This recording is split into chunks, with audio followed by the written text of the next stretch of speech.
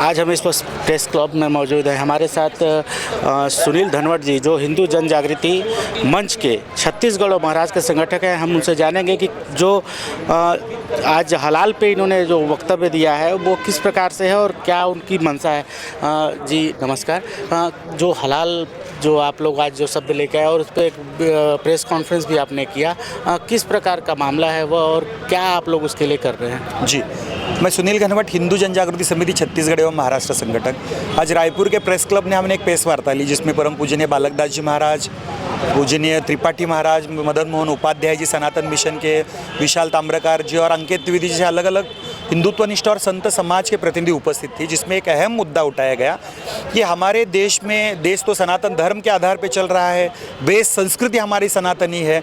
ये होने के बावजूद भी हमारे देश में जो उत्पाद बेचे जा रहे हैं, जिस प्रकार से अगर हम मीट मांस की बात करें तो हमें ऐसे लग रहा था कि हलाल का मीट रहता है केवल, लेकिन उत्पादों में कुछ हलाल नहीं है। लेकिन आज हमारे देश में हज़ारों प्रोडक्ट ऐसे हलाल के बन चुके हैं जिसमें यह हलाल उत्पाद का सिक्का उस पर डाल के बेचा जा रहा है। और देने वाले 5 मुस्लिम एनजीओज़ हैं जिसमें हलाल इंडिया से लेकर जमीयत उलेमा हिंद तक। और यही जमीयत उलेमा हिंद है जो ये हमारे देश में जो अलग अलग आतंकवादी गतिविधियां चल रही है, उनके जिन पे आरोप है, उनकी लीगल एड चलाने के लिए, उनके केसेस चलाने के लिए, उनको फंडिंग करने के लिए उपयोग में कर रहे हैं। वो उनकी वेबसाइट पे अधिकृत रूप से लिखा हुआ है कि 700 से अधिक ये केसेस हम चला रहे हैं यहाँ पे।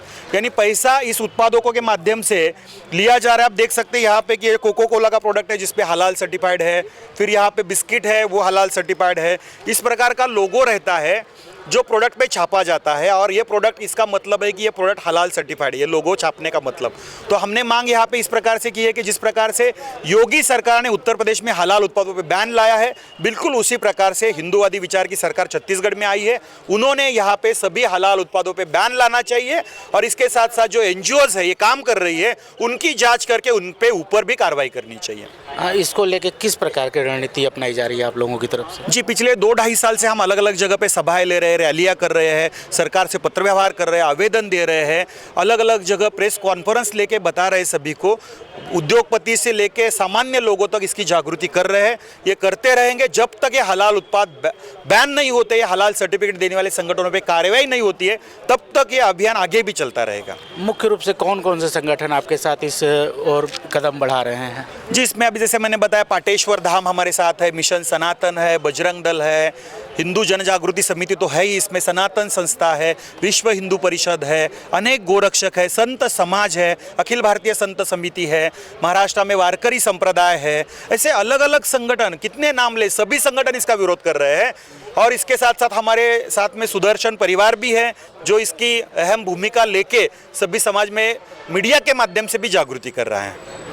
ये जो आप लोग आंदोलन चला रहे हैं, इसको लेके कोई बहुत बड़ा कार्यक्रम भी करने का विचार आप लोगों को? जी बिल्कुल, आने वाले जनवरी माह में एक राज्य स्तरीय अधिवेशन हम कर रहे हैं, जल्दी उसकी डेट आपको हम बताएंगे। इसमें अलग अलग हिंदुत्व के मुद्दे से लेके इस हलाल उत्पादों पर बैन लाया जाए, ये भी मुद्दा उस पर उपस्थित होगा। और पूरे राज्य के सभी हिंदुवादी संगठन, एडवोकेट्स, उद्योजक, संत समाज, इसमें सभी सहभागी होगा। और हलाल उत्पादों पर बैन लाना चाहिए, हलाल उत्पादों मुक्त छत्तीसगढ़ होना चाहिए। इसके साथ साथ देश भी हिंदू राष्ट्र बने, लव जिहाद मुक्त छत्तीसगढ़, गो हत्या मुक्त छत्तीसगढ़ और धर्मांतरम मुक्त छत्तीसगढ़, इस अभियान को लेके हम प्रयास कर रहे हैं और जल्दी इसके बारे में आपको हम बताएंगे। जैसे आपने इसमें कई मल्टीनेशनल कंपनियों का जिक्र किया, तो भारत में मुख्यतः जो दर्शक नहीं जानते हैं, तो कुछ आप ये बताना चाहेंगे कौन से कुछ बहुत सारे ब्रांड हैं? जी बिल्कुल, हम यहाँ पे देख सकते हैं कि अगर आप मैकडोनल्ड में जाके पिज्ज़ा बर्गर खा रहे हैं तो सावधान, आप अगर KFC में जाके कुछ प्रोडक्ट ले रहे हैं तो सावधान। बर्गर किंग है, KFC है, पिज्ज़ा हट है या मैकडोनल्ड है, ये तो विदेशी आस्थापना है, हमारे देश में आके बिजनेस कर रहे हैं, करोड़ों कमा रहे हैं। लेकिन हर एक आस्थापना के वेबसाइट पे आप जाके देखेंगे तो वहाँ पे उन्होंने अधिकृत रूप से लिखा हुआ है कि ऑल आवर रेस्टोरेंट है 100% हलाल सर्टिफाइड। यानी 15% मुसलमानों को खुश करने के लिए 85% हिंदुओं को उनकी धार्मिक भावनाओं के साथ खिलवाड़ करके उनको ये हलाल के प्रोडक्ट जोर ज़बरदस्ती से खिलाए जा रहे हैं। आपको अगर लगता है किसी के लिए हलाल का चाहिए तो अलग काउंटर बनाइए, लेकिन 100% हलाल का क्यों बेच रहे हैं?